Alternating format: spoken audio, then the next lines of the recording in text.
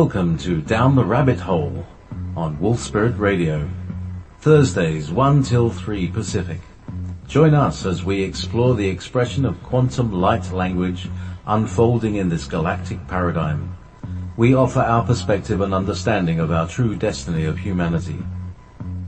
We are here to take a journey, activating these light codes offered by the collective universe in this 0 point of the time-space continuum, manifesting as our core essence of light and love.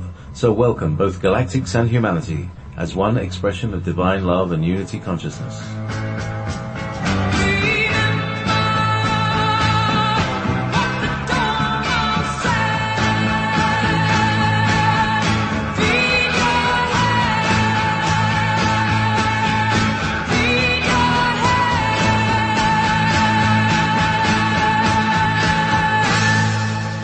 You're listening to Wolf Spirit Radio. Well, hello, everybody. This is the Viking for another session of Down the Rabbit Hole, a galactic perspective. I'm joined here today with my co-host, Chloe Hudson. Chloe, how are you today? Feeling super sunny. Very good. Refreshed and rejuvenated from the most amazing vacation in Costa Rica, and really feeling the energy today. Very, very happy. Thank you for asking. How are you, Viking? Doing good. Did you see your sloth? Oh my gosh, I have the best videos and pictures of sloth, and my goal, because it was my birthday, so my goal was to hold a baby sloth, which I figured I'll just put it out there. I don't know. So I got the second best thing, and we saw one like as close as you can get.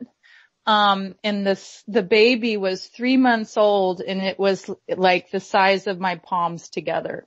It was awesome. Just the cutest, smiliest, wisest looking tiny little being I've ever seen. How cute. Yeah, it's great. Wonderful. So as far as my neck of the woods, having some amazing clear skies. You know, I haven't seen chemtrails in months. You know, I believe that operation, at least in my neck of the woods, has been suspended. You know, thank goddess. I just feel that they're not able to fund it anymore, and I think we successfully have been cutting off their funding, and they're heading for the woods, so to speak. As far as the farm goes, I got 80% of it planted. Just put in a huge block of dry corn, so I'll be able to actually make tortillas and masa and tamales this fall, which I'm really excited. Got in a huge block of ghost peppers and srirachas, so we're going to be doing some hot sauce, filling out my cucumbers and getting more dry beans in. It's looking really good, and I just invested $1,500. We're going to be able to lay out a whole drip system, so I won't have to overhead water anymore. And we're already harvesting zucchini, so I'm going to be starting to make pickles this weekend. So we're in the mode this year, and for the first time, I actually started drying zucchinis, making zucchini chips. That's pretty exciting, and yeah, I'm really happy. As I've often said, this is my passion. This is how I escape the chaos of this 3D illusion. I get in my passion, and my 0 point of non-time accelerates, and you know, I find myself in this 5D awareness of interpretation. You know, we're still unfolding into the 5D. It's still an interpretation. You know, we're still being able to interpret it. We can't, there's nothing to figure out here. We just have to be present to its unfoldment. Very exciting. The trees, I cannot believe the trees are just growing exponentially. The trees on my property have doubled in size, and they're so vibrant and so green, and the dryads are so happy, and they're absorbing a lot of excess radiation that's in the air, so it's helping us out. It's really just an amazing time right now. You know, this is the solstice, and by the way, happy solstice to everybody out there.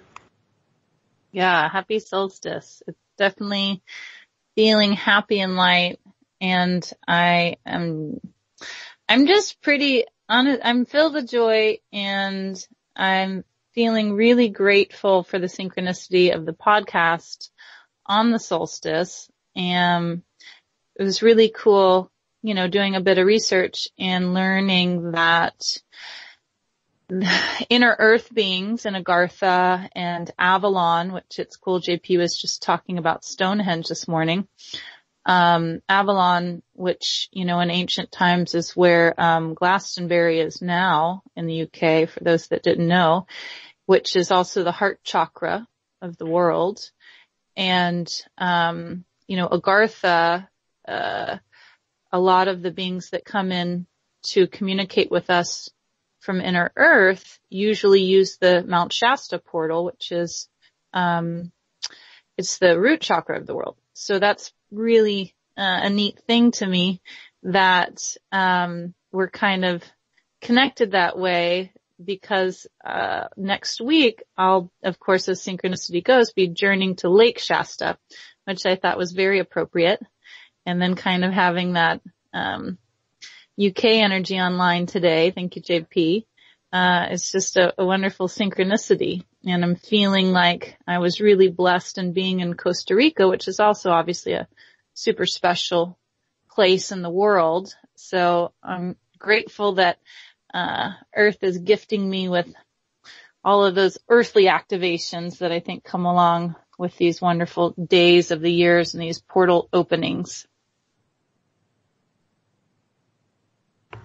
So Lake Shasta, is that by Mount Shasta? Is that what you're saying? Yes. Yeah. Yes, it's very close. And so I'm gonna do a good bit of meditation there. I think we'll be on a houseboat on the water. So it'll be a good time to kind of tune in. Just loving the earth energy that's been coming my way lately, really feeling the kind of nature 5D vibe for sure. Well, so we want to kind of get into the, all about the solstice energy as we can interpret it. First of all, it's actually not the first day of summer. It was the Gregorian calendar changed everything. It basically was designed to subjugate the pagan traditions, designed to subjugate the pagan myths and magic and unity. So they threw everything off. It's actually midsummer. If you go back to Shakespeare's Midsummer Night Dream, it happened on the solstice. So this is a time of celebration, high celebration, validation, a time of new beginnings. So we're going into a whole new solar calendar right now. Marked by the Lionsgate 8/8 that is coming up. We're going into a whole new expression of our paradigm on this planet, especially with just the way things are ramping up. All these portals and energies that have been coming in have been accelerating the process. As I mentioned before, the trees are exponentially growing, just absorbing this high frequency light energy. So they're getting into their quantum dynamics here. Quantum dynamics being able to get into your higher resonant frequency of your Merkaba and starting to manifest your passion. So Chloe, did you want to do a guided meditation to start to show off, or sure. That'd be great. I also wanted to read the channeling that Adama brought through yesterday to offer everybody, because it was a transmission,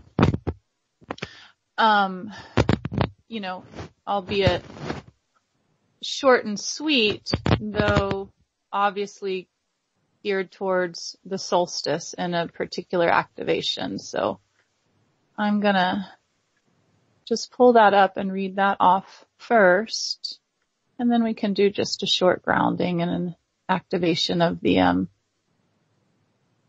solstice frequencies in our own right. Okay. So Adama came through yesterday, and of course I was out bathing in the sun, and Adama, a high priest of the High Council of Agartha, Inner Earth, and he says, "Thank you, people of Outer Earth, for joining us and receiving us at this blessed occasion. We are so happy to be here and to celebrate with you on behalf of Gaia, Chitaya, Gondalos, Gondanam, which is higher, lower self of Earth Mother, Earth Father. We rejoice in the beloved expression of living within the earth as you do upon the earth. We are so grateful and excited to immerse our beings in the dimensionality light matrices of the solar solstice energies pouring in at this time. We call forth Tu Ra, the grand central sun, activating his birthright, the galactic central sun. In calling forth Helios and Vesta as keepers of the solar frequencies and all of the Ray Masters in accordance with the 12-dimensional frequencies downloading into your matrices in 5, 4, 3, 2, 1. We receive you now and we ask you to open your hearts and ask to receive us, calling in the High Council of Agartha as we activate your crystalline seed matrix. Diamond Codex uploading now. Please stand by. Giving permission to purge your shadow bodies at this time would be of benefit to your beings. Thank you. We are happy to partake with you in this game that we call Earth. Let's play well. Beloved beings, goodbye for now. So that was really wonderful receiving that from him. And then I just wanted to utilize a moment for grounding into the very specific diamond activations that are pouring forth. So let's just take a moment and feel our auric spheres. And I call forth Archangel Metatron to activate our Merkabas and bring the diamond codexes online, expanding your Merkaba and your auric sphere as wide as comfortable for your being. Connecting a beautiful grounding cord on the outside of your auric sphere at sacral chakra level and running it into the depths of earth, specifically calling on your personal pyramid of light, activating your etheric aspect, and calling forth the high council of the crystalline beings, invoking the emerald, ruby, and sapphire frequencies within inner earth, and asking for the high council of Agartha and Lemuria to activate our earth star chakras as we pull the earth energy back up through that emerald, ruby, and sapphire frequencies, rushing up into your grounding cord like a coil or a spiral frequency, opening your feet chakras, flushing your perineum into root chakra, sacral chakra, activating and bringing diaphragm chakra online, running into solar plexus and grounding solar plexus if need be, activating and stalling thymus chakra if needed, flooding into your heart space, opening up your heart, pouring into your sternum, flushing your shoulders and your arms, hand portals, activating throat chakra, grounding out your wing portals above your shoulder blades, in installing, upgrading, activating well of dreams chakra in the base of your occiput and the base of your skull, allowing a portal or a connection tube to move from your well of dreams chakra out the base of your occiput into the back of your higher heart at your spine, allowing that relay to connect, bringing pineal, pituitary, thalamus, hypothalamus online, activating third eye and crown chakra, and then anchoring another grounding cord as wide as your auric sphere at heart chakra level, and running this grounding cord up through our sun into the galactic central sun. And if you feel comfortable, allow it to bypass the galactic central sun and enter into the grand central sun, calling on the activations of Tu Ra, Helios and Vesta, and our solar being, calling in Lord Malkyoi, the galactic logos, and Lord Buddha, the planetary logos, asking the High Council of Venus to activate your soul star chakra, and flushing your grounding cord with Archangel Michael's solar ring and the twin pillars of light, flooding in the new diamond matrix codexes that are coming online with the solstice portal activation. Let the energy rush into your soul star chakra above your crown and calling in an activation, an update, and or an installation of your twin flame chakras directly above your crown chakra, flooding that solar diamond frequency into your crown, pineal, pituitary, thalamus, hypothalamus, flushing third eye, into well of dreams, running down the portal out your well of dreams into higher heart, flooding your throat chakra, and grounding out your temples and TMJ muscles if you feel appropriate. Flushing throat into shoulders, arms, hands, filling your chest, your sternum, higher heart, out the grounding cord in your heart, activating thymus chakra, into your spine and your back body, flushing solar plexus and running any energies that don't serve you out the grounding cord in your solar plexus. Breathing that solar frequency into your diaphragm, flooding it into your sacral chakra, and grounding out your gonads, flushing with that solar frequency and filling them also with the sapphire, ruby, and emerald frequencies. Running it into your root chakra, out your perineum, your legs, your feet, and back into your earth star chakra. And allow ourselves to be a purified vessel of light, offering Earth Mother the solar frequencies as she enjoys grounding it through our physical bodies, and offering the solar energies, Earth Mother's frequencies, as they like to receive it through our physical bodies.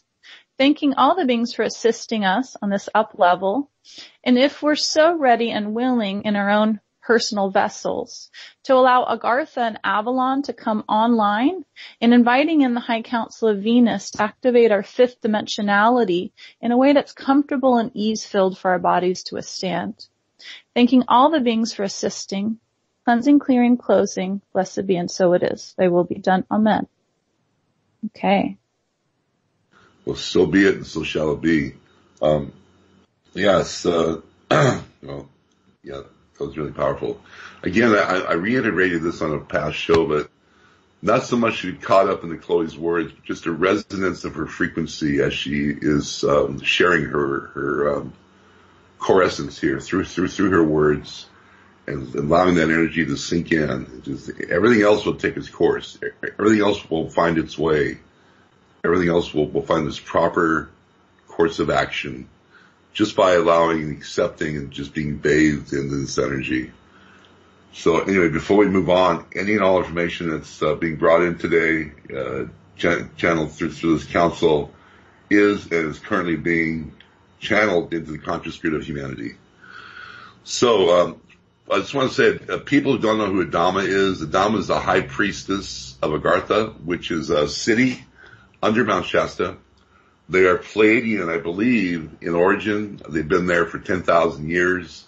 And they're just one of, I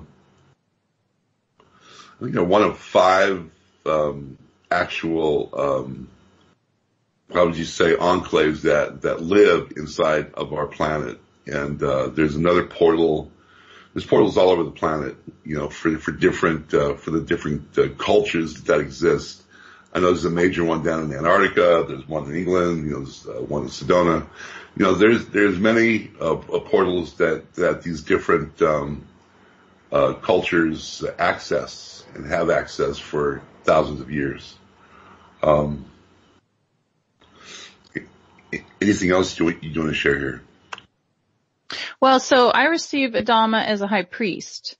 And I'm sorry. I meant high priest. Yes, I'm sorry. Yes, you're correct. That's fine. Yes. You might enjoy the balance of masculine, feminine.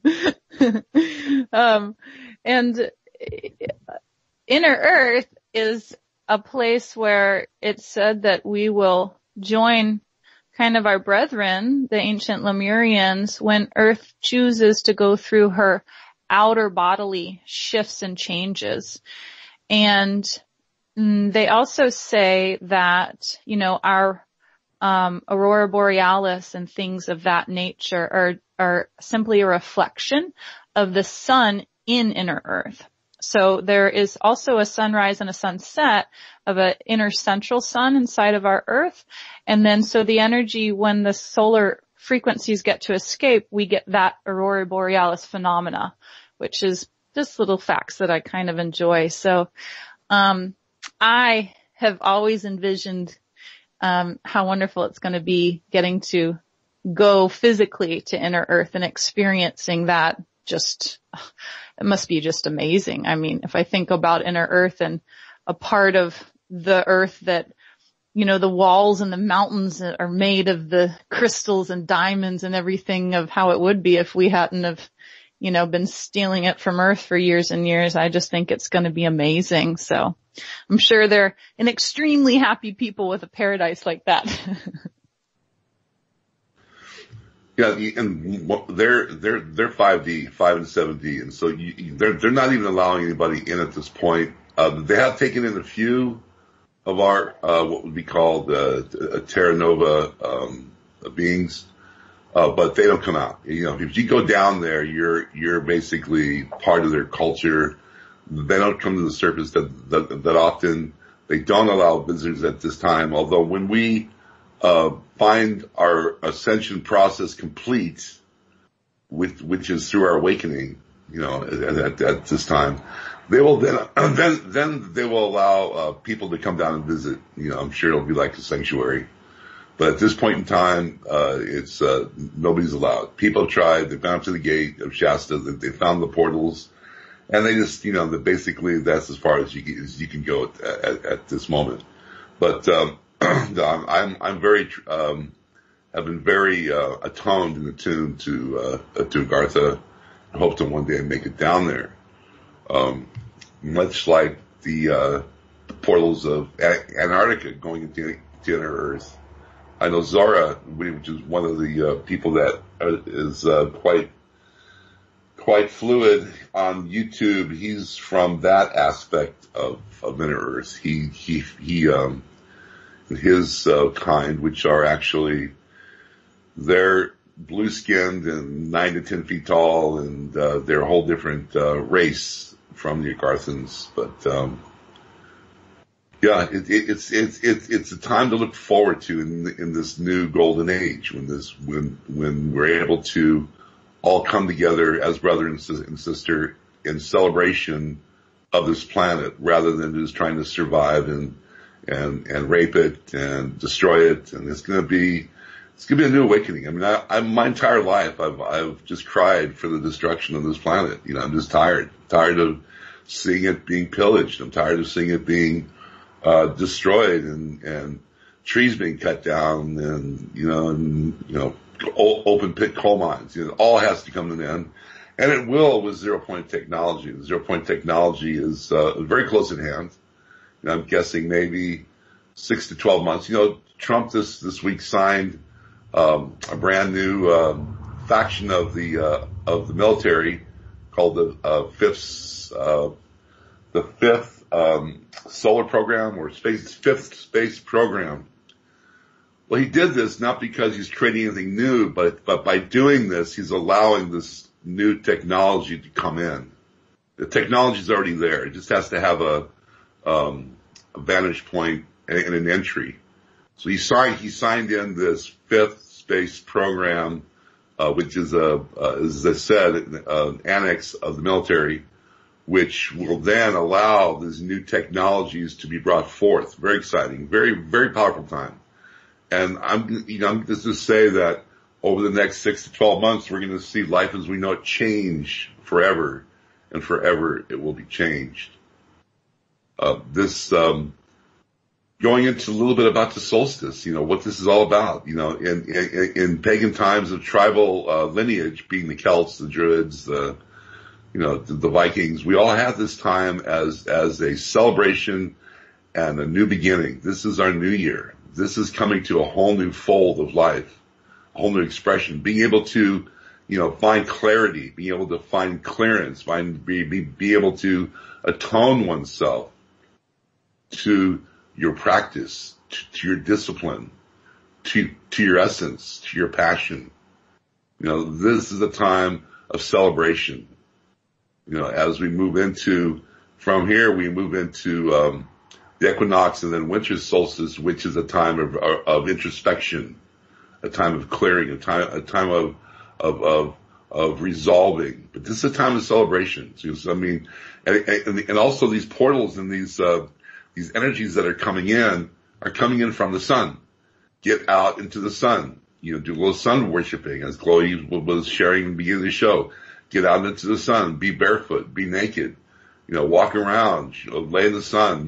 For an appropriate amount of time. You'll absorb these tachyon photonic energies. You'll absorb these diamond core light frequencies that is being shared here by Adama. You'll be able to absorb these into your matrix, your cellular structure.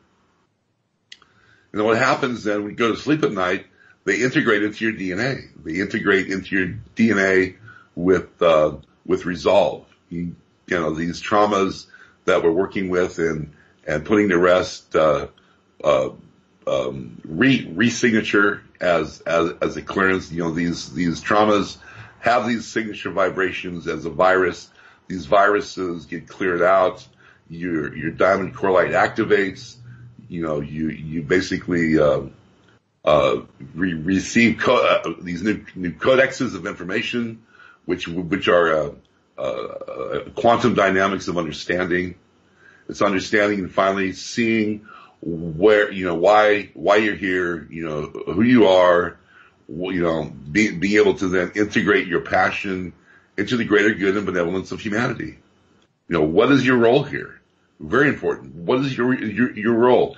If it's just simply being present to who you are and finding your authentic being, finding your core essence, being able to share your compassion and love with those around you in this Christ consciousness of forgiveness, non-judgment, and surrendering all consequences and all of these false timelines, then you're on track. That's all that's expected. Because then you are boots on the ground and you are tethering this new diamond core light onto Gaia Chaitanya. You know, you are a beacon of being able to ground this new energy and make an influence that will change this planet forever, just by being centered, by being in your core essence, being able to receive this new quantum telecommunications of diamond core light. It's very powerful. You know, you just have to give yourself permission and surrender these old belief structures that have been keeping us, you know, embedded in these false timelines, keeping us enslaved, keeping us in pain and suffering, keeping us in judgment and despair, surrendering these old false timelines, these belief structures which are housed in these false timelines, giving yourself permission to let go and do the 180 and to start your awakening process. We are ascended beings. We are not ascending. We are awakening and dropping these old shards, these soul shards, the dark night of the soul. We are dropping these old soul shards. And as we drop them, we naturally ascend. It's our innate essence to ascend. We want to ascend. We are not ascending. We are ascension. By letting go, we ascend. So this is an awakening process. Day by day, a little bit more every day will aid and guide you. Your higher crystalline collective awareness of all of your spirit guides will be there to help you. Just start opening up the line of connection. Start opening up the communication, and they're there. They're surrounding everybody out there is surrounded by celestials and astrals and guardian angels and their soul grouping and their lineage. You know, they're just there cheering you on. Chloe, I'm sorry it took so long, but that was a little bit of a I don't know. I just got out there. No, I love it. It was great. Very eloquent of you. Powerful. I agree completely. I definitely feel the turbocharge right now, and I think I hope people are feeling inspired, and it's definitely a great time to clear our shadow as we've been doing, but also as you and I kind of connected a little bit about yesterday, is that we have had a collective timeline shift, which is super exciting. So, you know, in a lot of ways, the ancient kind of prophecies of certain doomsdays and certain ways things were kind of headed on a collective have been averted on certain levels, and that's very powerful. So it's exciting to know that there's such a significant amount of awakening and a wave of energy that is that everybody is choosing to come together, even if it's subconsciously or in their dream time, which is often the way it goes. But changes are happening, and it is definitely palpable, I think, for a lot of people. A lot of people might kind of chalk it up to it's summertime and it's more fun and playful, but that doesn't matter. No matter how you view it, it's happening and it's wonderful. It's exciting. So I'm feeling really elated, in this life transition. And I think that it is easier than ever to communicate and connect with the guides. So I definitely think it behooves all of us to reach out, like you said, and ask for help, because they're right here. And it's so much easier to receive those messages in a way that it's loud and clear, that's undeniable for your own person. So I really hope everybody is taking the time to invite the guides in and the healing in, because it's definitely readily available. So true. It's more or less, it's finding the belief. It's finding your inner core, belief that they do exist. Cause we have been programmed through tens of thousands of years here, through these dogmatic religions that it's the devil, or it's not in sync with the belief structure, and it's wrong, it's evil, and they turn pagans into devils, and it's just like, it's really breaking that mold and believing, you find the belief. I mean, I believe in Santa Claus, for Christ's sakes. There's enough people out there pretending to be Santa Claus that the spirit exists. Having a daughter, I've often channeled the spirit of Santa Claus through me. Fairies, gnomes, elves, dryads, naiads, sprites. The elementals. I've got an elemental here. I live on a laguna, 13 miles long, man, and there's a water elemental that actually comes up to my fence, and I hear him sloshing around. You just have to believe. Why not? I mean, given the choice, and I made this decision back in my 20s. Given the choice to believe in fairies and not believe in fairies, definitely I want to believe in fairies. And then just having that belief. Yeah, why not? Right, exactly. It's definitely more exciting. And that belief in unicorns and dragons and all this stuff, just giving yourself the permission to believe in it makes the reality so. It makes it, if we can see it, it exists. Or why would we be seeing it? Anything that you see is possible in your manifestation. You've got to give yourself that core belief structure away from this false timelines. Then your life will manifest beyond your belief into this magic of 0 point of reality, of non-time, through your passion, accessing your diamond core light in this new quantum expression. It's where the Galactics communicate in this quantum expression. They just know, they intuit. Their intuition is full on, their knowingness, their ability to accept what they see as reality without the encumbrances of this false timelines. They basically have graduated, and this is where we are right now. We are in a graduation. So I just want to express that when I was up late the night that Trump shook Kim Jong-un's hand, and I saw it live. And I just started to cry. Absolutely start crying, because I felt this huge oppression leave this planet. This is completely lift off this planet. This timeline of the possible nuclear war and this aggression and all that, as Chloe pointed out, the timeline has shifted. We will no longer be in the subjugation of war. We will no longer be in the subjugation of nuclear power or nuclear weapons. That is gone. That has lifted off this planet. The dark forces that were behind all of this are just, they're retreating into the shadows. They are quaking in their boots.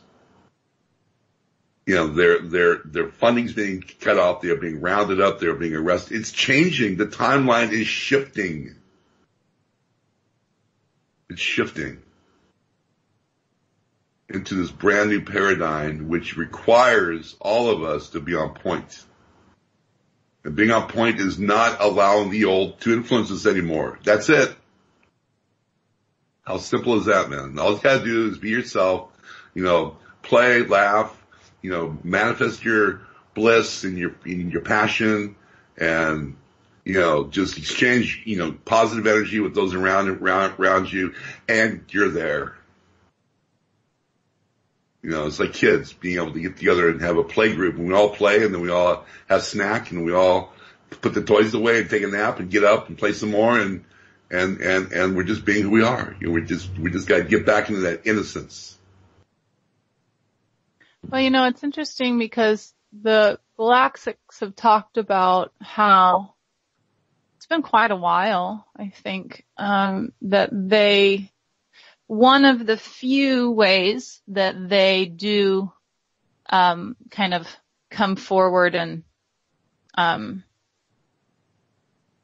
I think it's because it's on a collective mass scale of our free will, but there has not been the allowance of utilizing nuclear weapons for a while.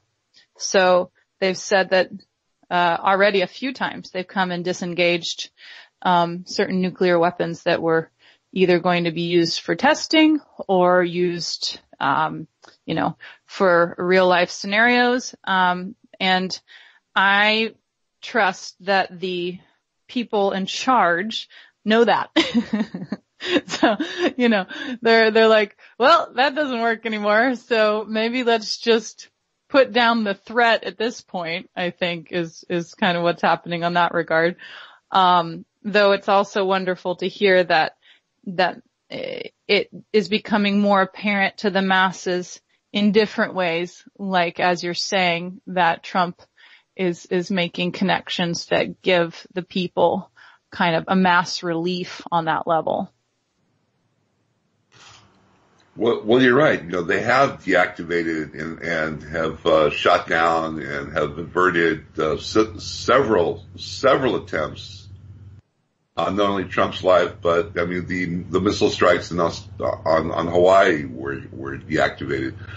When he was in Air Force One going to Singapore, they fired a missile out of Whidbey Island.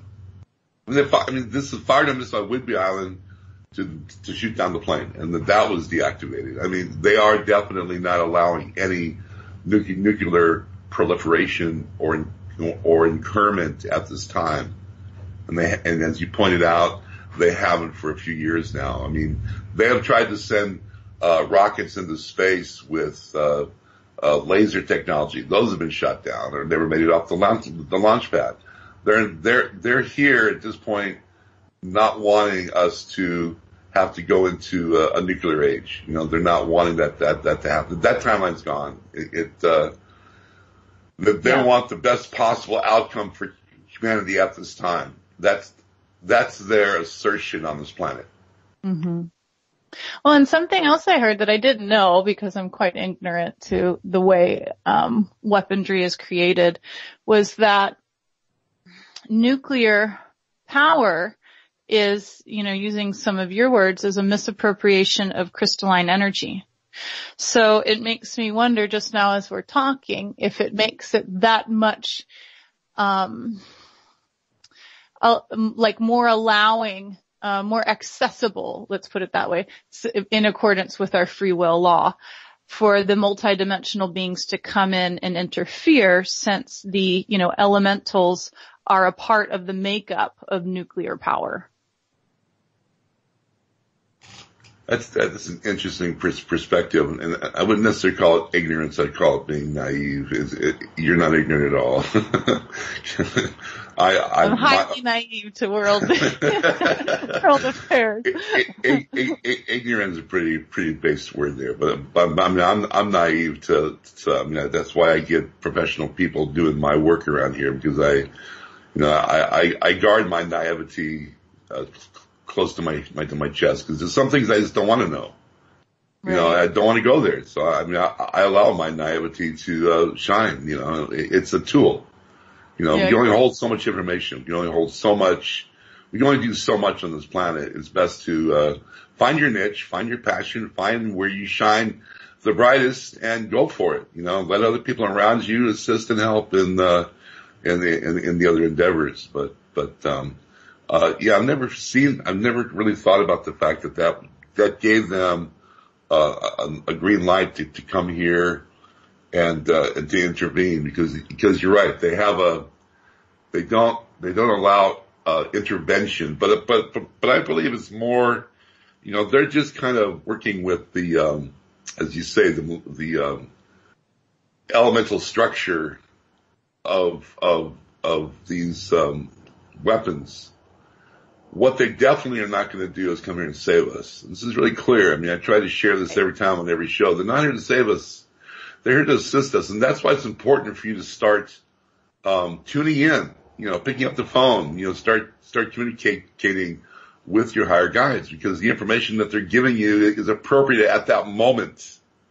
At that moment in time, the information that you need to find clarity is at hand. And then you move on to the next step. And the next step, as Michael often pointed out, or Michael, he refers to climbing a ladder. Each rung will give you a new perspective, new understanding, new challenges. You're going to get new challenges, but these challenges are designed to give you this contrast or dynamics or duality of understanding.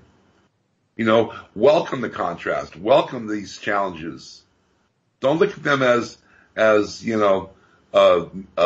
just despair. A lot of people get into a rut and they get into despair, and they don't understand that is designed. They're actually the architects of that experience to give them an understanding that will take them to the next level. But instead, they get sucked into this pit of despair and judgment and pain and suffering. But if you see it as a challenge and an opportunity, because every fork in the road and every pothole and every obstruction is there to give you guidance. Bitter medicine. It's bitter, but it's medicine. Every manifestation of life that you're incurring right now is designed to give you a higher understanding. Or why would you be there? Why would you be encumbered if it wasn't something you're still holding on to? Something you still believe to be true in a false timeline.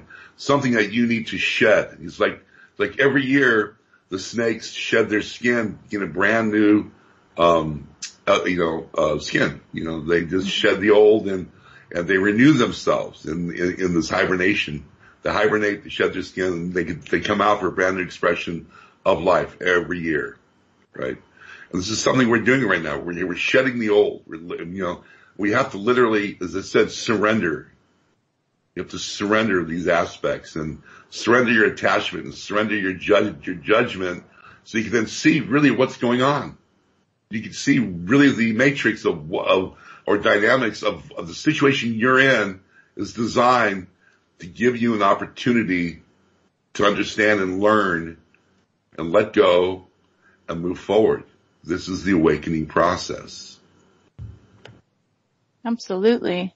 Before we get too far away from how you were talking about, choosing to believe in the fairies and the dryads and all of that, it reminded me of a really cool conversation I had with a tour guide in Costa Rica who took us, my friend and I, he took us to this waterfall, and as we're hiking, we get on kind of this metaphysical conversation, and he's telling me his different experiences with phenomena. And he was an older gentleman, probably in his late 60s. And like a lot of the locals, has worked for a certain amount of time on the fishing boats. And he told me that one time he was on a boat that was out fishing for ahi and mahi and swordfish. And they weren't meant to be out at sea for 3 months. And there was 8 other men on the boat, I believe he said. And 1 month in, or less than a month in, the motor broke. And I guess they didn't have I don't know if they were too far from shore or why their, whatever you call it, their radio transmissions weren't working, but they were basically lost at sea, he said, for 2 months. And I was like, oh my God, you're lost at sea for 2 months. He was like, yeah, but we had enough water and food. It was basically like a extended vacation for us. I was like, okay, well, at least you guys were happy. And then he starts talking about how amazing the bioluminescence was at nighttime. And he says, but I'll tell you what, I've seen things that show me that there's more than just humans on this planet. And I'm like, ooh, I'm super engaged. Tell me what you saw. And he starts talking about Sirena, so mermen and merwomen. And he said that they had an experience for like 3 or 4 nights in a row at one point where, because there's so much bioluminescence in the water, the like, beings in the water, I'm not going to say animals. I mean, I know humans are animals, but, you could see them. You could clearly see their outlines. And he said the first night that this happened, he saw 1 or 2 mer beings, and they had very clearly distinct human bodies, but they were aquatic. And they were very large. They were anywhere from like 8 to 12 feet long, he said. And they got very close. They were quite curious. And he was so overwhelmed, he started like crying and calling out to them, not like in fear, but just in, how when you see something that your mind can't explain, basically. And all of the men on the boat saw it. And then the next night, he said that 6 of them came around and checked them out and just kind of looked at them, and you could see the difference between the women and the men with the breasts, and then the men's figures were much larger than the women's. And then the third night, there was 2 of them. And he said, and then, they never saw them again, but it was the most phenomenal experience. And I just absolutely loved hearing this story, because this gentleman, had no reason to kind of tell me something that, isn't true, because I'm never going to see this guy again, most likely. And it was just the most amazing story to hear. I loved the validation of the beings in the water. And, a part of me, it just really enjoys the thought of like the beings coming to check out the humans, look, the humans are lost at sea. Let's go see how they're doing. It was just incredible. No, these are astral manifestations, and that's what I'm saying. I mean, I can look at people, and I believe there was a world before this world where we had a lot of us, I'm not going to say everybody, but a lot of us had an opportunity to share in the expression of this. It's kind of like the Arthurian world, you would say, back in, you're talking about Glasgow and Stonehenge. There was a third world where elves existed, and these astrals were definitely, if nothing else, real. And I have memories of being a merman, and I also have memories of being a satyr. And these are you can look at people. I can look at people's ears, and I can tell by the shape of their ear what astral grouping they're from. What celestial grouping they're from, because they're definite. I mean, you can see people that have elven ears, and people that have sprite ears, and people that. But as far as going back to the Murish folk, I was up in the hot springs one time. They had this Olympic-sized pool, and I started to remember how to swim. And they swim in spirals. They don't swim straight; they spiral. And I actually got into the spiral and was swinging the spiral. And I often thought maybe this actually be a great competition for the Olympics, because it's actually faster, there's less friction, and there's more speed, when you get into a spiral. And just to validate the fact that I have memories, and I also believe that you probably were a mermaid as well, because you have an old enough soul to where you definitely had astral incarnations. But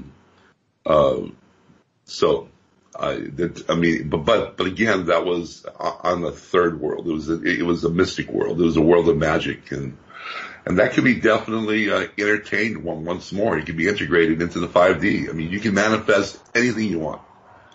I believe there'll be a time when if you want to go back and experience yourself as a Murish, you can. You want to go back and be a dryad or fairies or be involved in a fairy circle or these are incarnations that you can then re-experience. I mean, everything is possible here. And I mean, I definitely believe in mermaids. I mean, to the point where I have memory. I have cellular memory in my Akashic of that time.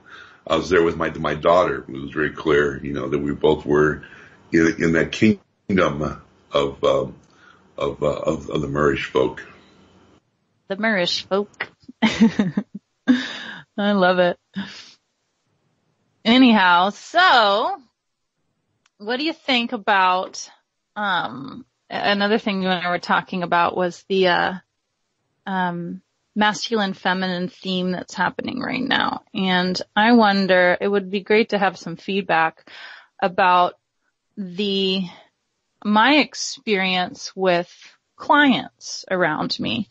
A couple weeks ago, for about 2 weeks, there was a theme where I noticed, well, it was interesting because 3 weeks ago, there was a theme of the feminine in, kind of fear around abandonment and having reactions and triggers to that in a way where the female mind tends to go into, assumptions, and have sometimes like what seems like an erratic fear or reaction to a perceived abandonment experience. And then, allowing the mind to kind of go off on a tangent, and then the woman reacts to that with her partner and moves into a blame scenario or something instead of kind of processing the abandonment frequency internally.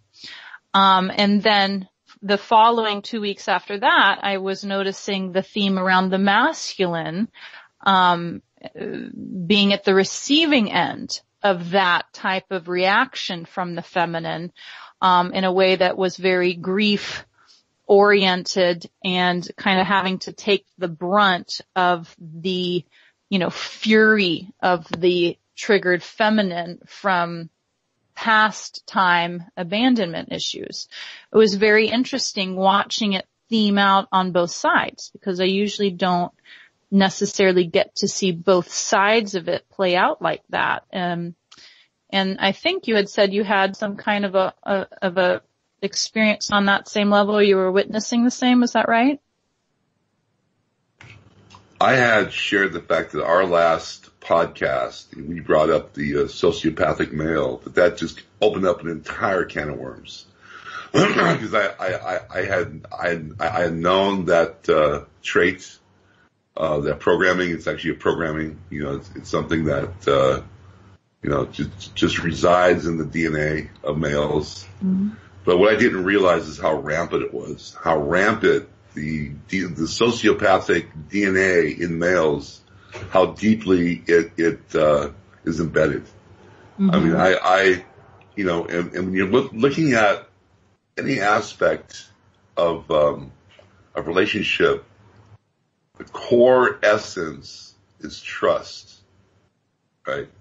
So when you find the trust in yourself, when you find that inner strength of being, that understanding, and have that trust, that I have this kind of what I refer to as a universal trust. I trust that, as I mentioned, every action is for a reason. Every situation, is manifesting exactly what is necessary. Everything is divine order. I have this trust. It's strong within me, right? Mm-hmm. And then I share my understanding and my knowledge or my gifts or my joy and laughter as a relationship, right? And not just with, just your significant other, but with those around you, in community and friends and family. You have a relationship that has given you a reflection of self. Relationship is giving you a reflection of self. It's like an echo. It's the echo. I mean, you sit there and you right. you have an echo. It gives you a sense of self through this very unique, sacred expression of life called a relationship. Now, if you're in a situation where you have a relationship that is founded and is tempered in these false belief structures and these false timelines, it's not a relationship. It's a dysfunctional occurrence of dynamics, which is very dysfunctional. It's just, abandonment is just having somebody that you trusted drop away or betray you or like in the sociopathic behavior, they'll tell you what you want to hear and have no intention of fulfilling what they're saying, right? They don't, and they have no recourse or remorse for their actions. And this is a high form of betrayal here and abandonment, where you vested yourself, your being in with somebody else, you invested, and then you've been taken advantage of or betrayed or lied to and stabbed in the back or whatever. You have to be, again, whose fault is that? Generally speaking, when that happens, it's because you're looking for trust, you're looking for love, you're looking for some kind of emotional atonement. And of course, at that point in time, you will get taken advantage of. It's the nature of the beast. It's the nature of the beast to again find your solidarity, find your sacredness. Have boundaries.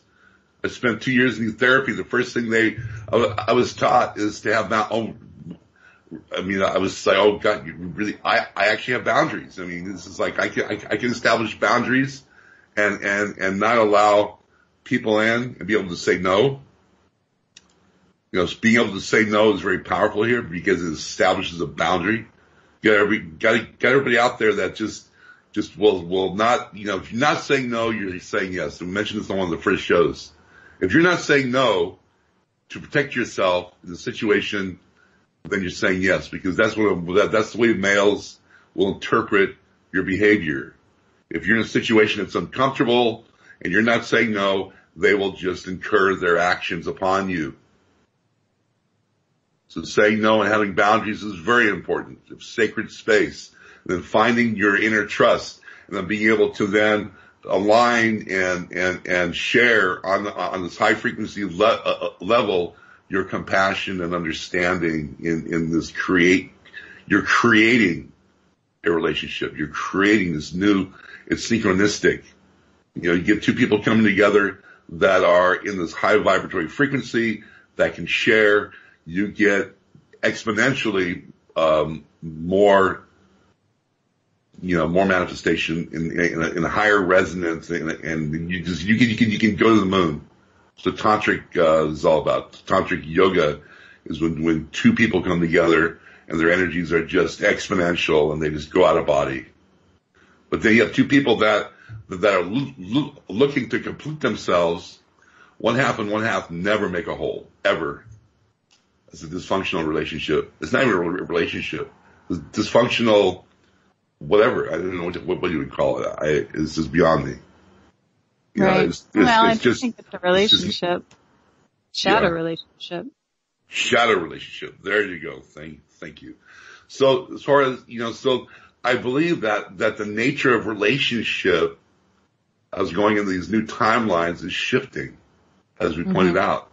They have to find the male in my situation has to find the forgiveness and find the integrity. For males, it's integrity.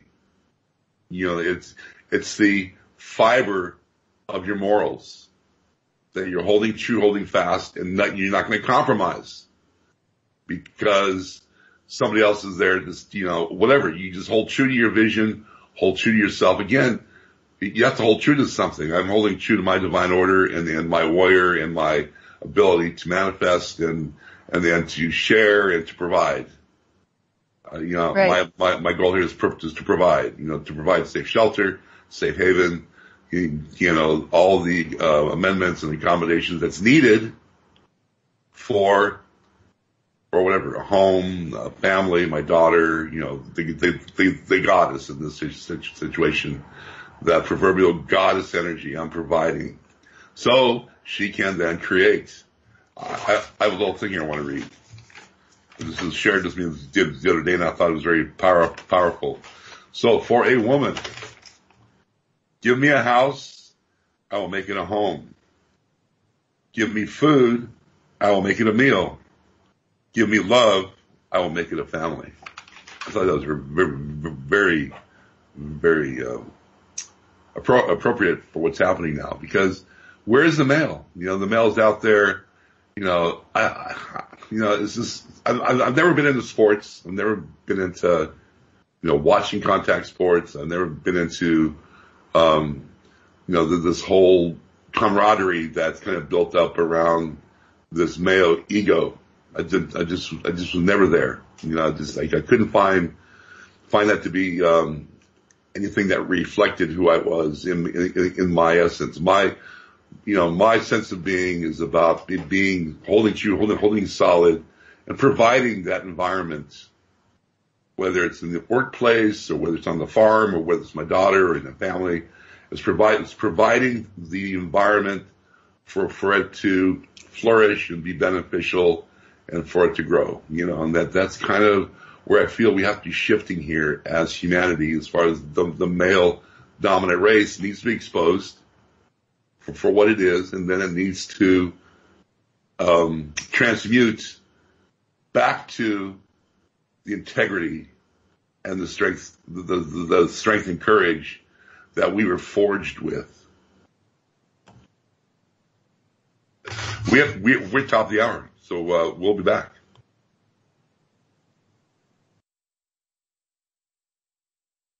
Add to that, a couple weeks ago, I channeled, the guys just had me write something down, and it said, "A woman's wrath, a man's scorn."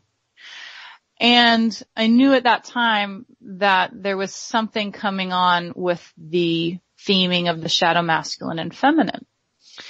And then I was just re-listening to the channeling that I had shared, I think, last podcast with the High Council of the Hathors. And one thing that they were talking about, I had asked them simply matter of fact, not in a blaming form, just in a awareness that women are allowed to integrate into this life with more of an activated emotional body than the man.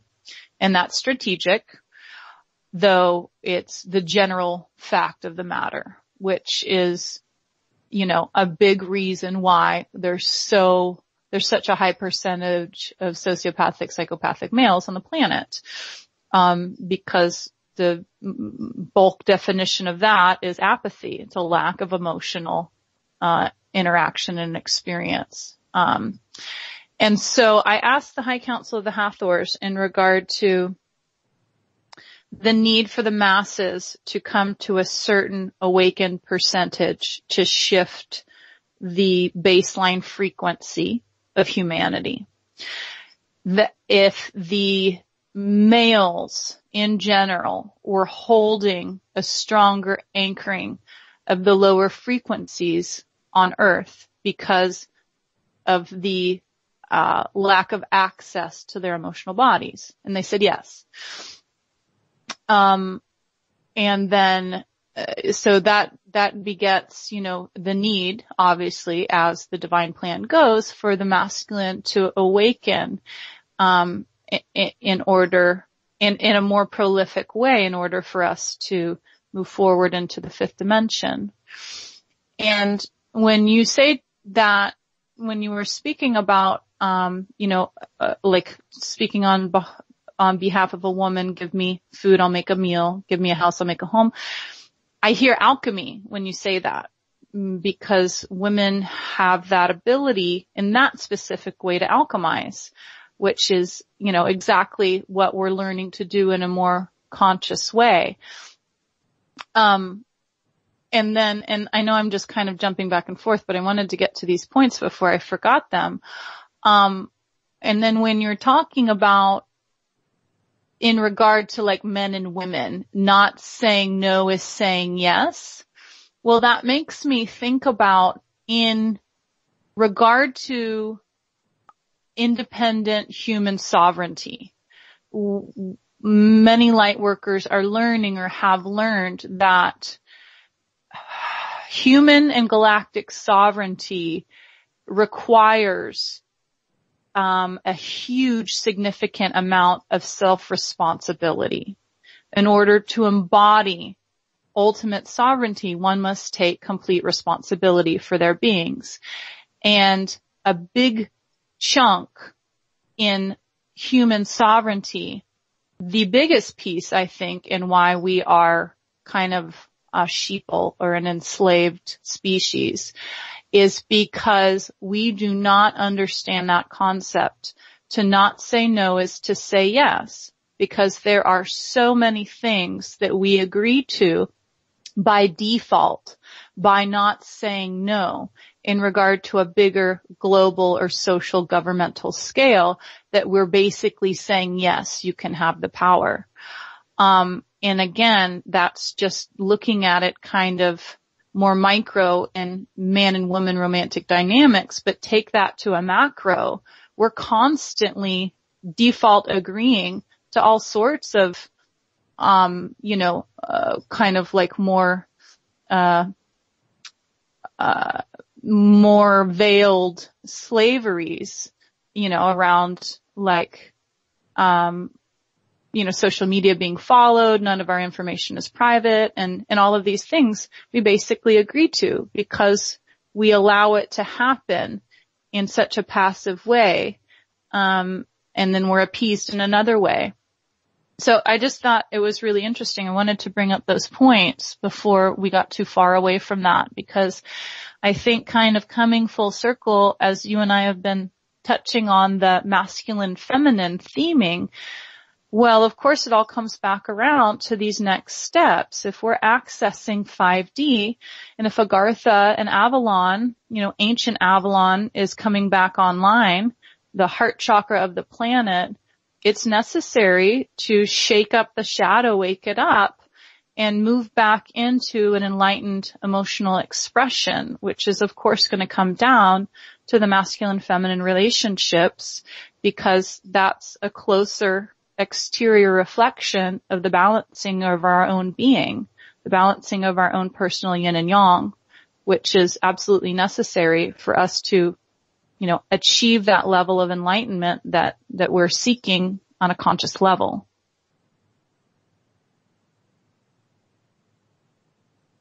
Viking, you there? Yes, there I am. My mic was off. Can you hear me now? Yeah, I hear you. Okay. So a couple points here. One of the Solstice channels on YouTube was Michael, and in that channel he had alluded to that this is the time where Lady of the Lake passes the sword back to the male. Now it's kind of like what you were saying when I first started engaging in conversation with you. You were speaking of how Gondolam was in hibernation or in stasis, right? And this is the time where he's being awakened. And this is the same thing. She's handing the sword back to the masculine divine at this point. This is right now. This is this awakening process. This new timeline, the male is now receiving back his sword of discretion, determination, and integrity. Okay, we're getting our sword back.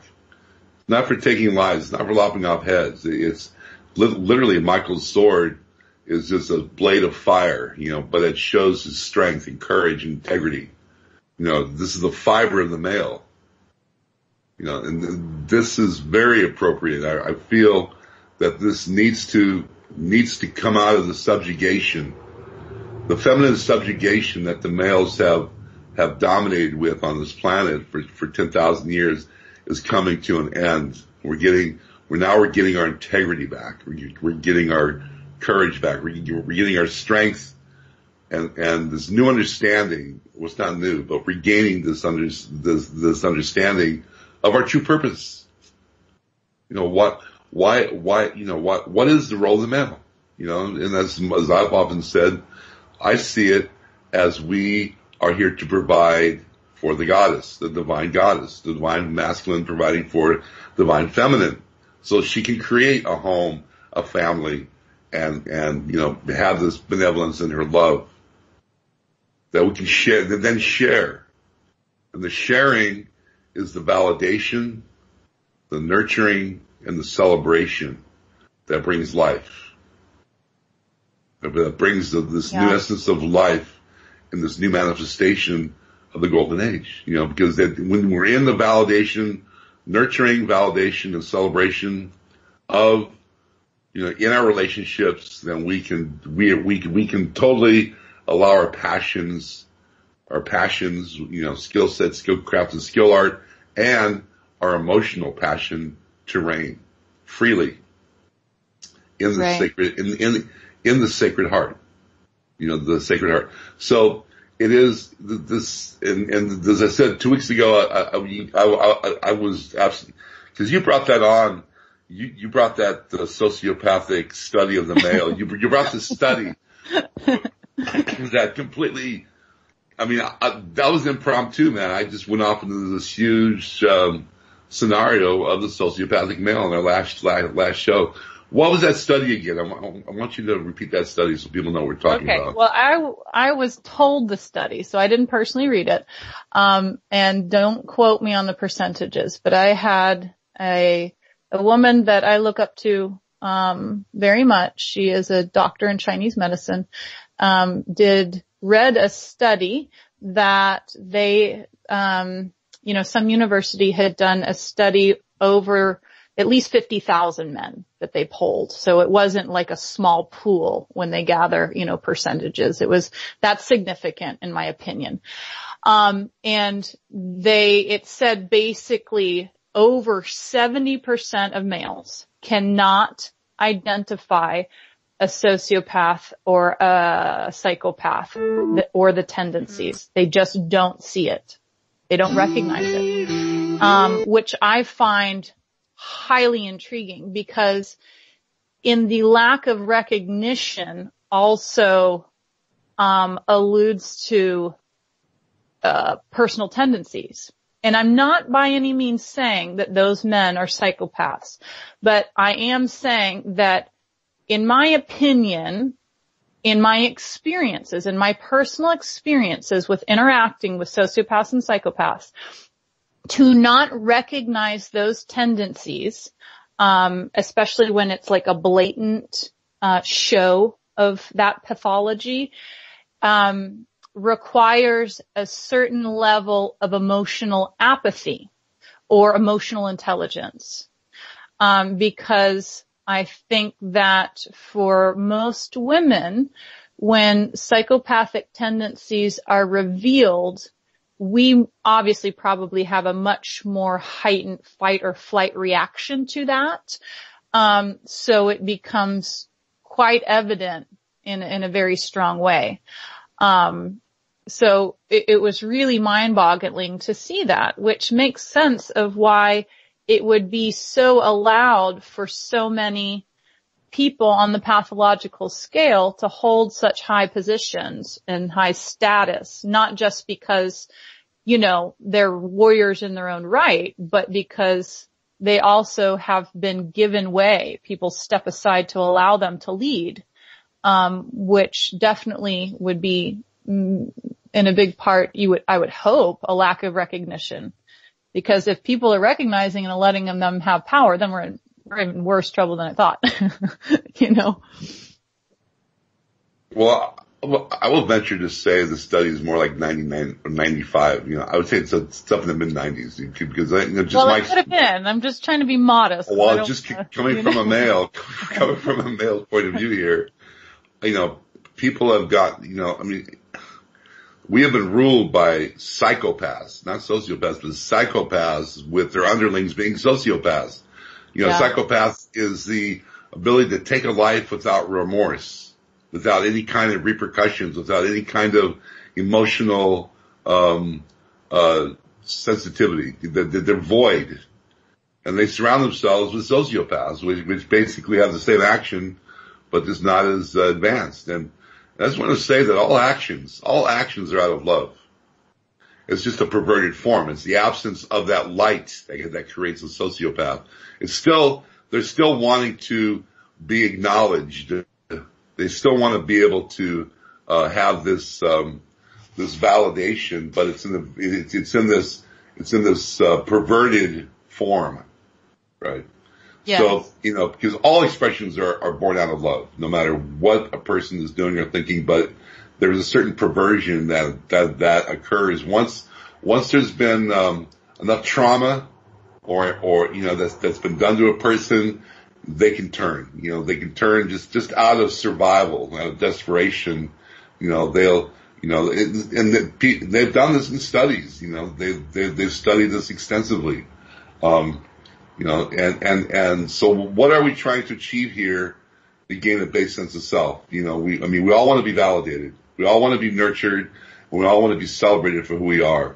And this is the echo. This is sense of self. You have a strong sense of self, and you're able to then find your virtues and be able to manifest your talents and your virtuosity in the benevolence of humanity. I feel we're then sharing on the level of this high frequency, this diamond core light through our crystalline being, expressing, this new paradigm that we're evolving to. This is an evolution. We're going through literally an evolution of being. We are evolving as humanity on this planet, leaving the dark paradigm of the sociopath and the psychopath, the need to control, the need to venture out and to manipulate their existence by subjugating humanity, by subjugating those around them, by backstabbing and lying and cheating and absolutely just having no integrity, no true sense of self, and no consequences for their actions. This has to stop. And unfortunately, everything I just said is still occurring, even to the common male. The common male still does that. The wife will ask to do something, and then he'll say, "Fine, I'll do it," and never does it. Or just the rhetoric. The rhetoric to, as I said, you can tell a sociopath, but they'll tell you what you want to hear, but they have no intent of following through. Then as you turn around, they'll stab you in the back. Take whatever they want, and they're out of there. Be it sexual, be it material, be it in business. This is a tendency. This tendency is ingrained. I shared this last show. It's ingrained in our DNA. It's so ingrained we don't even recognize it because we take it as the course of action now that we're meant to manifest. This is like normal. And it's taught. I mean, it's continuously reinforced by the way we are raised. And it's interesting because the only way to get a sociopath or psychopath's goat is to apathize with them. The only way you can actually get under their skin is to mirror back the exact MO that they're giving. Well, yes and no. I mean, that's kind of entangling. Yes. I mean, in some ways, what we're taught to do right now, or what's being shared, at least from what I'm seeing, is you actually, you walk away. Because their tendencies and behaviors are designed to ensnare you through your, weakest link, which is your karmic trauma. So your karmic trauma is there, and they will ensnare that to entangle you into their demise. It's like this what I'm saying about relationship. If you're in a relationship that's not, nurturing, validating, and celebrating who you are, why are you in that relationship? Because that person will never change. You take a snapshot, this is who they are. Everything else is you're vicariously projecting onto them what you want in them, what you want in them in hopes and dreams of a fantasy world, but it's an illusion because this is who they are. Everything else, you're vicariously trying to create and manifest because you're not able to find that within. This is a dysfunctional relationship. Right, but that's what I'm saying, because to walk away is to apathize. Right. I mean, it's to not engage. Right.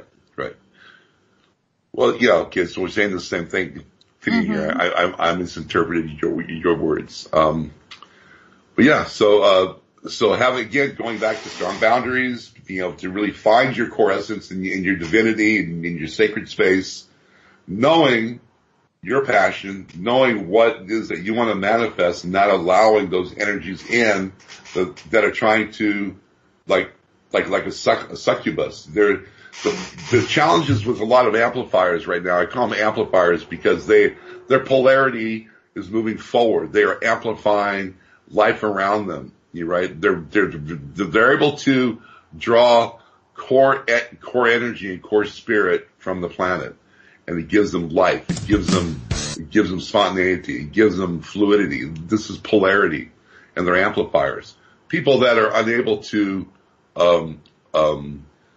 find this essence is because they're caught up and invested in their false illusions of manipulation and demise, and the sociopathic behavior will then need an amplifier to gain a core essence, and they'll literally as a succubus entangle them and keep them entangled in their web of deceit, in their web of dishonor, betrayal, and then feed off of their energy, because they're in reverse polarity. They're not able to receive the core essence or core spirit or core life from this planet or from the universe. And so you have to be very careful as an amplifier, as a gatekeeper, as a starseed, not to be very vigilant in the energies around you, because you will attract these negative forces. And you have to have very strong boundaries and say, no, walk away quickly. Now draw a line, walk away quickly, and let them, it's like if they're in their pit of despair, they're more apt to pull you in than you pull them out. And this is the truth. One of the greatest challenges right now that we're facing is people in our lives are literally in this boat. They're sociopaths. They're possessed. They're locked into their belief structures so deeply that they can't hear anything else. And you're here trying to save them, and they're going to pull you in quicker than you can pull them out. It's better to understand that you're not here to save anybody. You can't save anybody. You have to give them love and light and draw a line and move on quickly, or you're going to be held back. That energy is going to hold you back. It's going to create a density that's going to keep you from ascending. So you're talking about Gondolos Gondanam, and I'm just going to repeat for anybody who might not have been on the listening last time we explained it, which Gondolos Gondanam is, as I've channeled personally. So as I always say, disclaimer, take it as if you resonate with it, take it. If you don't, leave the rest. Earth Mother came forward to me over a year ago, I guess, and started to explain to me that, as we call her Gaia, and then one of her forms of her higher self is called Chaitanya, which is the 5D and above higher self that she is manifesting into physical form. Gondolos is Gaia's twin flame. Gondanam is Chaitanya's twin flame. So lower higher self of Father Earth. And Gaia explained that basically when the Earth took a turn and moved into this round of the descension process, that Earth Mother and Father had to make an agreement that Earth cannot leave her children, Mother cannot leave her children, though Gondolos Gondanam foresaw the downfall of the masculine. They both knew that shadow masculine was coming to basically turn everything into patriarchy, and the dissension was happening. So his core essence, his spirit, went into hibernation, basically, until a certain point where he could uprise again. Now it's come to that point where he's allowed to come forth again and present himself.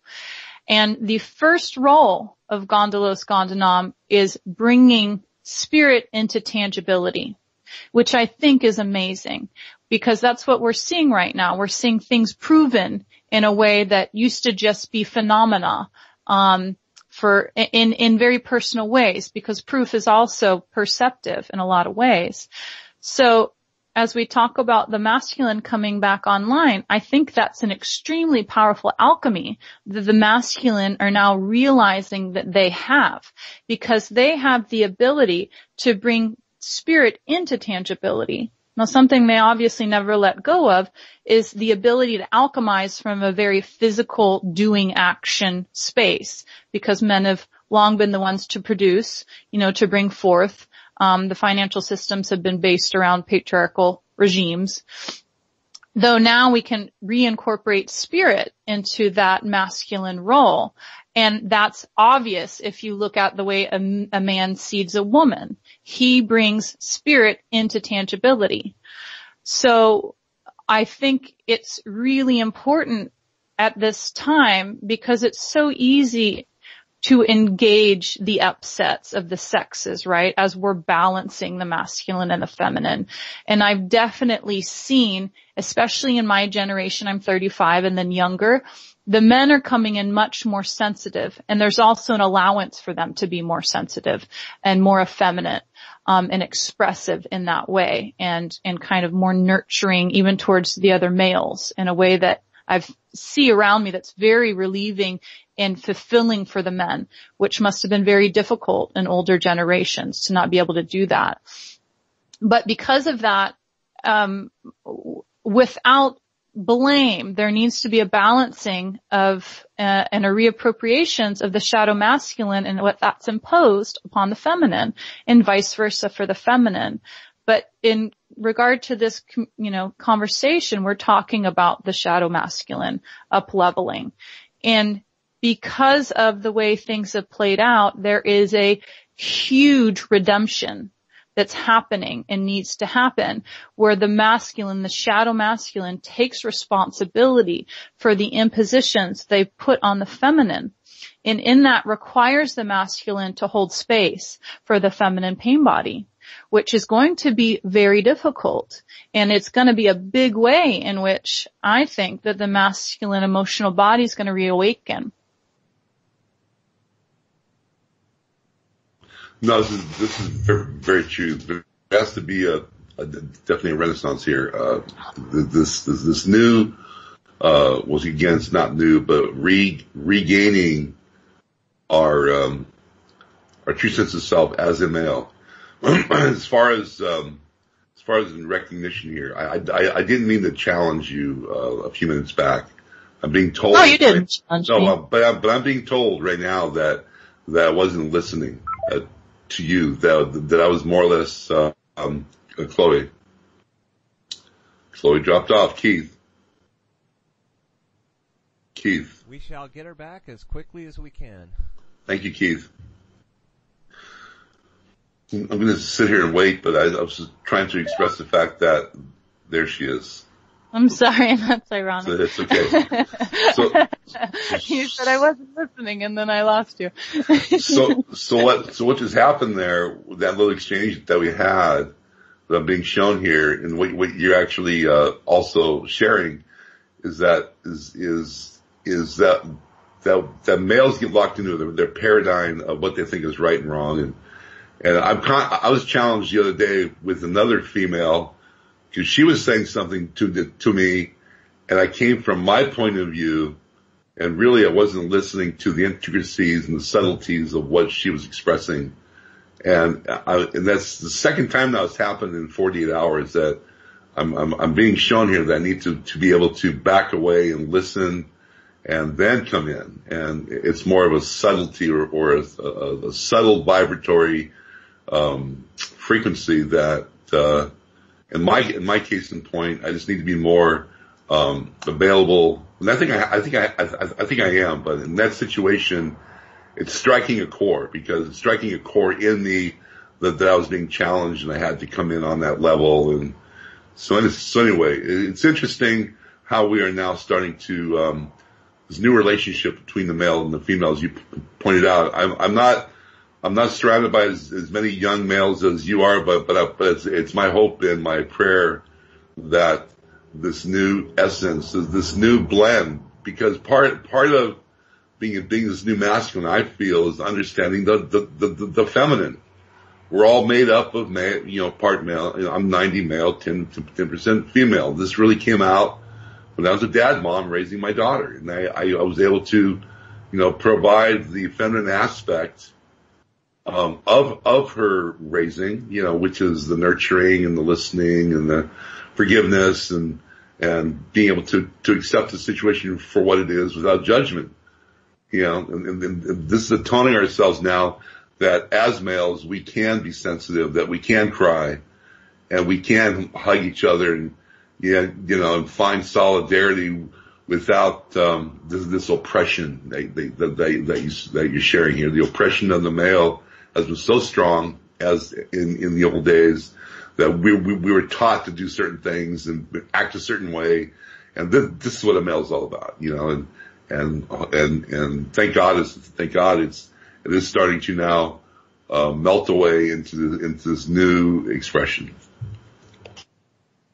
Well, I thoroughly appreciate your acknowledgement, and I really enjoy hearing that is a lesson in regard to listening that you're theming right now, because it makes me think about how obviously men hear different than women and communicate, which is one reason why we always don't understand each other. But I think too that's formulated in, women hear and process more probably through their emotional body, obviously, than a man. So we're going to hear each other differently than meaning constantly. And it sounds like to me what I'm hearing you say is that you're reformatting how you hear because of how much you're opening your emotional body. And because of that, you're becoming aware when you not mishear, because you're hearing, you're hearing the way you've been programmed to hear, as probably most men do hear, through more of a mental basis. But now you're opening up a new way of hearing through an emotional standpoint, which usually tends to be the level that women are communicating through. So I love hearing that, Viking, because that's what every woman desires is to be heard the way they actually mean, and vice versa, of course, right? So I think that's great. And something I wanted to share in regard to all of this, and especially on the point of the need, the requirement, honestly, of males to have to accept a mass level of holding space for the feminine pain body. And they won't do it all by themselves. I mean, women have been processing their pain body for a long time without a general holding of the masculine holding their pain body. Though when one of my male clients came forth to do a healing and it was showing me the theme of how the masculine was kind of receiving the brunt of the female pain body, through certain now moment experiences, though the reaction and the emotion stemming from the female was definitely sourcing much more than that now moment experience. It was pulling from past lives and pain, in a more general way around the masculine. And Yeshua came in, and he was very grief-stricken, my client, because he's madly in love with this woman. They love each other very much. I had a difficult moment, and he's trying to process. And he's sensitive. He responded in a loving means, though now he's hurt, And Yeshua comes in to give him a really significant lesson that I feel so honored to be able to channel. And Yeshua was saying, I want to show you what I did.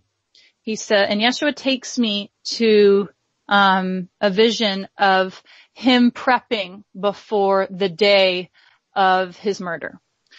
and he's showing me himself in like a white kind of robe, and he's priming his energy because he knows what's coming, and he's prepping his energetic body to hold it at such a high frequency in order to sustain the mass hate and violence and physical violence that's coming forward to him. And he started to teach the client that it's a requirement to prime and prep your energy, even if, you know, an impromptu argument with your partner comes on and you don't know it's about to happen, so maybe your energy's not ready for it, but you can source back to the prepping you've already done. And he was saying that if you're able to take an observer's standpoint and understand that when, you know, your partner comes forward to you inevitably, to express their agony, then you can immediately recognize the agony and stay focused on the agony and let it run in the way that you would allow, or not allow, but you would experience perfume wafting through a room, is how he put it. He says when you smell perfume in a room, it comes across, you know, your nose, you smell it, you don't do anything about it, it's simply there, and you continue on. And he says, and then you recognize that agony is always going to be the focal point of this type of interaction. And no matter what is said or what reaction comes forward, the trigger point, the instigation root is agony. And it will immediately trigger your personal agony because that is the root prime healing that needs to happen for humanity. And he said, Yeshua says, when I was taken that day, and, you know, they started basically throwing rocks at me and saying hatred and slurs, and I was beaten, and he says I held so much focus on the agony in humanity, and all I did was love it. He said I loved it and I loved it and I loved it. And he said, and when it got to the point where I couldn't bear the pain, I would catch my breath and then I would look at my aggressor and I would say, I love you. And it was so beautiful. It made me cry because then he started to say, you know, when they put the first nail in, once I was able to come back to, I looked at that person and I said, I love you. And he said, I never let go of holding space for the agony. And he says, because that amount of unconditional love transcends through space and time. He said, I shifted humanity forevermore in that real-time experience, that one day in history transcends through human population for forever, because I held so much unconditional love to agony that it's still healing people in a thorough way. And so he told the client, he said, you know, what you're experiencing is like a fraction, right, of what I experienced. Though nevertheless, if you hold space for the agony and understand that agony exists within each human being, and their agony will light up your agony, and then you recognize that the most common immediate reaction to defending the agony is separation. They'll try to pull away, they'll try to blame, they'll, you know, and you just send it love and realize that in that process that you're healing so much that you never feel a need to move into your version of separation, right? And it was beautiful. It was such a gorgeous lesson that he gave my client, and I enjoyed it so much because he showed my client too that in the way that you're choosing to view it right now from a victim standpoint is you feel wounded after the fact and you feel like you need to repair the relationship. He said, but the more higher level perspective is to see that it was a volcano within her that needed to erupt because the pressure had to come out. And by you being able to hold space in the sacred union agreement you both have made with each other, that your relationship has grown closer than it ever was before, because now that amount of agony no longer exists within her. So you can have more sacred union. And that's what's going to be happening. That's what's been happening. But I think in a big way, we don't get to see that beautiful healing agent that happens when those types of eruptions inevitably must come forward in relationship. And that's something that is really going to blow the socks off, I think, of the masculine soon, because there's going to be a huge purge from the feminine of a need to heal all of that type of agony. Well, it's a beautiful vision. Yeah, I mean, there's 10,000 years of subjugation that needs to be healed. This is paramount, and the male needs to come to terms and to be supportive of this action. Now, when you have a relationship like that, I believe everything is in divine order, right? People are brought together, as we mentioned earlier in the show, that's going to mirror certain elements of trauma that are going to come up in that relationship. It's going to come up because relationship in this situation, we're brought together with people that we have a potential of healing. One thing my therapist said is every relationship has the potential of healing. So what makes a relationship is both parties are willing to make it work. Right. By understanding the dysfunctional traumas that are triggered in your partner based on certain actions that you might be incurring subconsciously or unconsciously. So when you have a partner that is losing it, one of the things that was shared with me by my therapist is you recognize, like we talked about, listening. Listen to their agony. Listen to their frustration.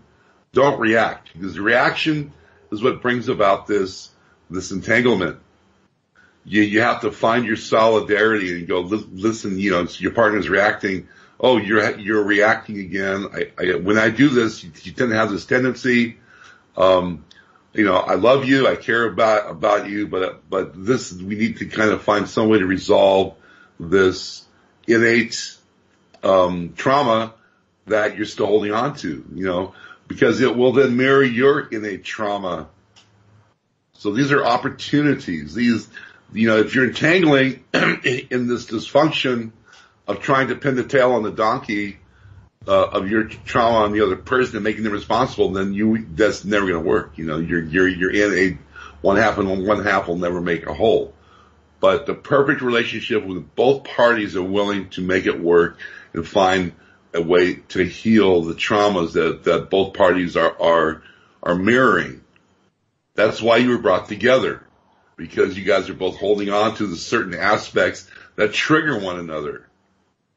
I mean, it's a divine order. You got the perfect person because it's triggering your trauma, which is now an opportunity to see your trauma, an opportunity to understand the program lineage that you have bought into in this false belief structure of this timeline that is trying to resolve itself in this relationship.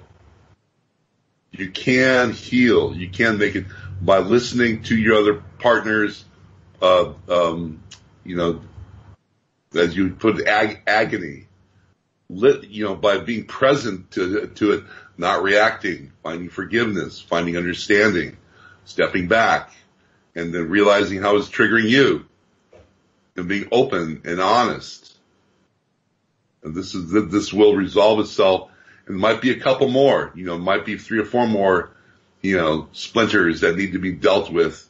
But eventually, through this process, you can develop trust. And trust is the basis of all relationship.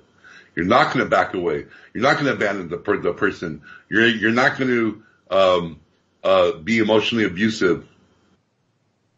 You hold true with the trust, and the process will prevail. It is a process, but it takes you owning your partner and not thinking that the partner is responsible for your pain and agony.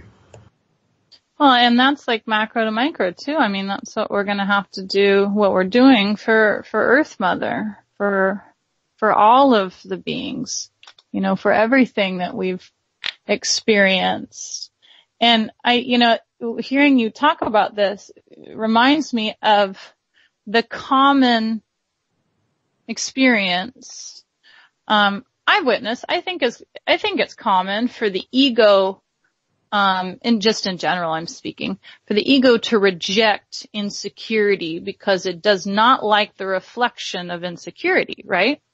So often our ego will find insecurities in another very unattractive, which will, and at face value, if our response to insecurities is like, being repelled, right? The opposite of attraction. It kind of is a tell that we're possibly not at a place where we're accepting and allowing of insecurities, because we don't want to look at them. And I find there's a difference, of course, by being constantly mirrored, somebody bringing forward only their insecurity in a way where they're choosing not to take responsibility for it. But if we're being truly unconditionally loving, even as just a person meeting somebody and becoming aware of an insecurity they have that they might show, is an allowance for that insecurity to be present, because after all, we're all human and we all have them. And I've read in one of the books that I have, and it's a male giving women advice, to starting and maintaining a healthy relationship, and a relationship where their man stays interested. And for the most part, it's great information. The one thing that he is talking about is don't reflect your insecurities onto the man. Like he doesn't want to see them.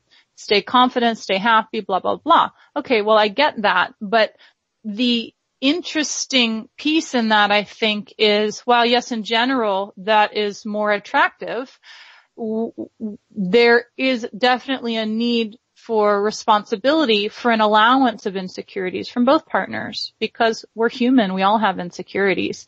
And the only way to assist ourselves in releasing our insecurities is to hold space for them and let that be okay. And when you learn to do that in general for your being, you have a huge allowance for other people's insecurities, and you don't judge them for that. And I think that's something very important in regard to taming the ego and moving into a more unconditional way of receiving people, is let the insecurities be okay, as long as they don't, run rampant. Well, again, going back to your micro and macrocosm here, it's beyond the world. When people are losing it and they're, they're flipping you off, or you're in line and people are judgmental. This is also opportunity, because everybody on this planet is suffering. Everybody is suffering. There's no doubt about it. And they manifest it in their insecurities, their sociopathic, judgmental, manipulative ways, until they learn to wake up and find resolve. But if they're not finding resolve, it's for us to find forgiveness. And this is where, again, going back to Christ consciousness, forgiveness, forgiving yourself, and then being able to find the compassion to forgive others. We can't judge anybody, least judging ourselves. It's all reflection here. If you're coming across a situation in your daily activity that is causing a rift, it's because you're still holding on to part of it. Still holding on to part. You're 50% responsible for every action that you incur and is being incurred in your life. Because some part of you is still reflecting that false timeline, that false belief structure of lineage, pain, and suffering, of the cocktail of PTSD, of trauma. So going on from this Solstice gate, the next gate will be the Lion's Gate in August 8th. Between now and then, there's going to be a repose. So the energies are coming in, giving you this new diamond light activation through your crystalline being, So now we can work on all the challenges that we will be facing between now and August 8th. August 8th brings the beginning of a brand new solar cycle. So this is the end. This is the 9 in the tarot cards. The 9 is when all of your worst nightmares and your traumas and everything need to be resolved. You know, this is the pinnacle. This is the very apex of this whole movement. So yes, celebrate life, reflect life, validate and nurture life, but also understand if you find yourself in compromise, it's because it's an opportunity to resolve and move forward. And this is what these next 6 weeks are going to be expressing. And by the way, 8/8 is actually in pagan calendar the first day of autumn, the first day of fall.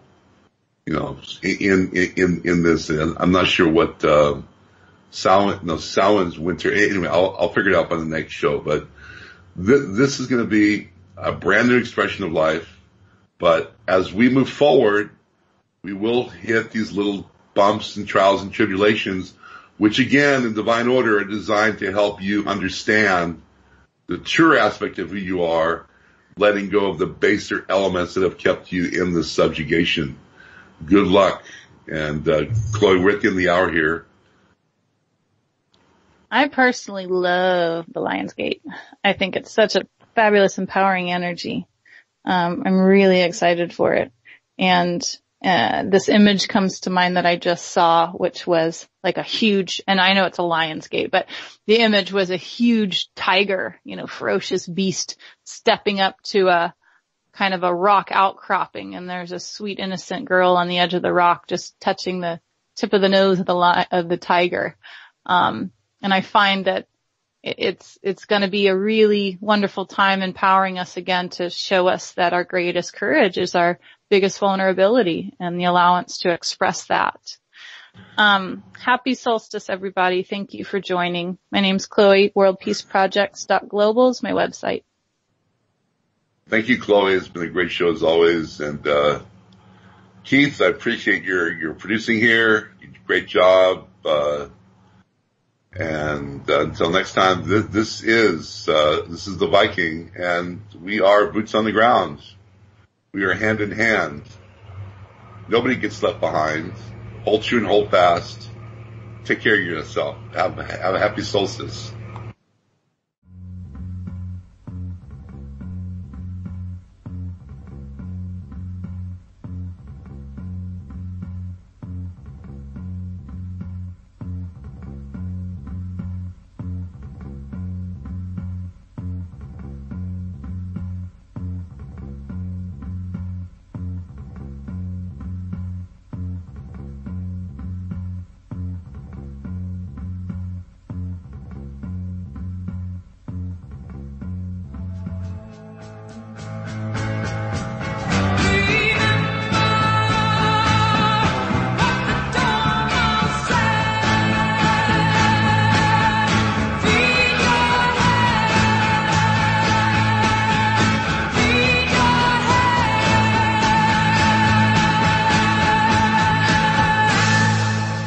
You're listening to Wolf Spirit Radio.